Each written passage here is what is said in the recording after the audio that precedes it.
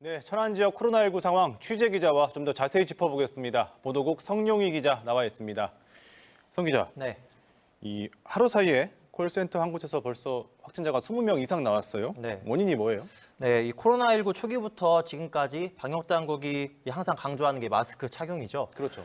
가장 기본적인 수칙인 건데 이게 안 지켜진 게 제일 큰 원인입니다. 예. 어제 이 콜센터 직원 가운데 40대 여성이 먼저 확진돼서 방역 당국이 역학조사에 나섰거든요. 예. 그런데 해당 콜센터의 역학조사관들이 가봤더니 이 직원들이 전반적으로 마스크를 쓰지 않고 근무하고 있었던 것으로 확인됐습니다. 예. 또 콜센터 직원 70여 명이 건물 7층과 8층 이렇게 두 개 층에 나눠서 근무하고 있는 형태였는데요. 거리 두기도 제대로 지켜지지 않은 상태로 이 밀집한 환경에서 근무하고 있었고 심지어 화장실에 손세정제조차 없었다고 합니다. 그렇군요. 그리고 이런 밀집한 실내 공간에서 또 중요한 게 환기시설인데 환기시설 역시 제대로 갖춰지지 않았습니다. 심지어 일부 직원들은 콜센터 안에서 식사까지 한 것으로 확인됐는데요. 예. 방역당국은 이런 열악한 환경에 더해 발열이나 이 호흡기 증상이 나타났는데도 그대로 근무하면서 직장 내 감염이 확산한 것으로 추정하고 있습니다. 과거에 구로 콜센터에서 집단 감염도 있었고 전국적으로 콜센터 집단 감염이 이어졌는데 네. 이렇게 방역 의식이 안일했다 좀 이해가 안 가는데 우리 방역 당국이 먼저 선제적으로 조치를 할 수는 없었던 겁니까? 네, 이게 참 아쉬운 부분입니다. 예. 천안시도 오늘 그 긴급 브리핑을 하면서 이 부분이 좀 미흡했다고 밝혔습니다.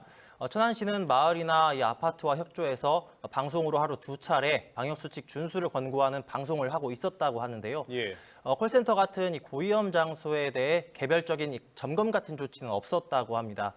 콜센터는 특히 수도권을 중심으로 이 집단 감염이 계속 발생하고 있는 장소고요. 물류센터와 함께 고위험 사업장으로도 분류되고 있습니다. 예.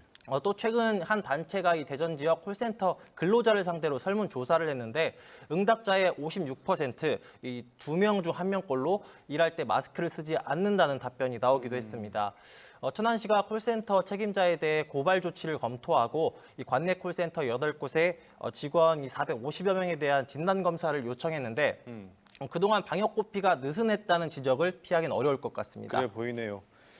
더 문제가 이렇게 이제 한꺼번에 확진자가 쏟아지면 이 사람들과 접촉한 사람들이 더 문제 아니겠습니까? 그렇습니다. 더 늘어날 것 같은데 2차, 3차 확산 우려 어떻습니까? 네, 지금까지 지역에서 발생한 집단 감염 사례를 보면요, 거의 대부분 그 장소를 넘어서 이 지인이나 가족 등으로 확산하는 양상을 보였습니다.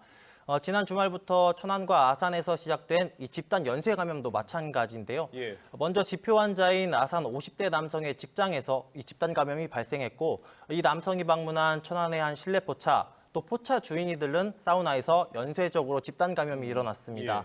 이번 콜센터 사례는 특히 감염 규모가 커서 더 우려스러운데요. 예.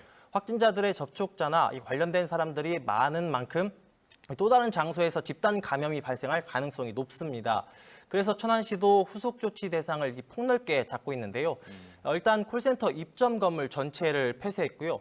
이 건물에는 병원과 미용학원, 식당, 이 보험사 등 14개 업체가 입점해 있는데 건물 이용자들이 확진자와 이 엘리베이터 같은 곳에서 접촉했을 가능성이 있는 것으로 보고 예. 입점업체 종사자 이 160여 명에 대해서도 전수검사를 진행하고 있습니다. 예. 또 확진자 자녀가 다니고 있는 이 학교 10여 곳에 대해서도 휴교 조치를 내렸습니다. 예. 이렇게 집단 감염이 계속되면서 앞서 리포트에서도 봤지만 천안시하고 아산시가 이제 사회적 거리두기를 1.5단계로 격상을 시켰잖아요. 네. 구체적으로 어떻게 뭐가 달라지는 겁니까? 네, 이 최근 심상치 않은 확산세에 이 천안 아산 시민들의 불안감도 굉장히 좀 커진 상태입니다. 이 때문에 오늘 저녁 6시부터 천안시와 아산시가 자체적으로 사회적 거리두기를 1단계에서 1.5단계로 상향 조정했는데요. 중앙안전대책본부가 모레부터 이 5단계로 세분화해 시행하기로 한 이 새로운 사회적 거리두기가 이 개편안을 좀 앞서서 적용한 셈입니다. 예. 그럼 이 1.5단계에서는 어떻게 달라지는지 설명을 해드리면요. 먼저 유용시설 같은 이 중점 관리시설 9종의 이용 인원이 4제곱미터당 1명으로 제한되고요. 예. 또 PC방 같은 14종의 일반 관리 시설에서도 인원 제한, 좌석 간 거리두기 등 강화된 방역 조치가 적용됩니다. 예. 이 밖에 구호, 노래 부르기 등 위험도가 큰 이 활동을 동반하는 집회나 시위, 이 대규모 대중음악 콘서트, 축제, 학술 행사는 이 100명 미만일 때만 개최를 할 수 있고요. 프로스포츠 경기 관중 입장도 정원의 30%까지만 허용이 됩니다. 근데 이렇게 거리두기를 강화하더라도 이 모든 사람이 함께 지켜야 효과가 발휘되는 거겠죠. 그렇죠. 이 한 명의 아니란 생각이 수많은 사람에게 위협이 될 수 있다는 점 꼭 기억하셔야겠습니다. 알겠습니다.